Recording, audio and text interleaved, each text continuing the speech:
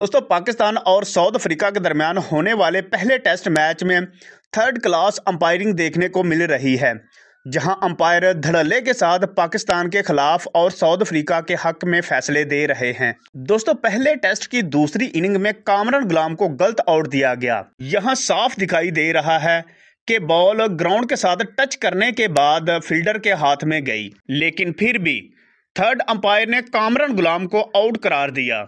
दोस्तों जब बाबर आजम ने 2 साल बाद टेस्ट क्रिकेट में 50+ रन्स बनाए तो बाबर आजम को हवा में बल्ला लहराने का मौका मिला, तो उस वक्त बाबर आजम की खुशी देखने के लायक थी। लेकिन बाबर आजम की ये खुशी ज्यादा देर तक ना रही, जब बाबर आजम को एक गलत फैसले के तहत आउट करार दे दिया गया। दोस्तों जिस बॉल पर बाबर आजम को आउट दिया गया वो एक नो बॉल थी, और जब बाबर आजम आउट होने के बाद ग्राउंड से बाहर जा रहे थे तो ग्राउंड में मौजूद अंपायर ने बाबर आजम को रोका और नो बॉल चेक करने के लिए थर्ड अंपायर की तरफ इशारा किया। लेकिन दोस्तों थर्ड अंपायर ने 2 से 3 बार रीप्ले देखने के बाद बाबर आजम को आउट करार दिया। लेकिन साफ तौर पर देखा जा रहा है ये एक नो बॉल है, लेकिन फिर भी बाबर आजम को आउट करार दिया गया। दोस्तों अगर हो सके तो वीडियो को लाइक और चैनल को सब्सक्राइब कर दें।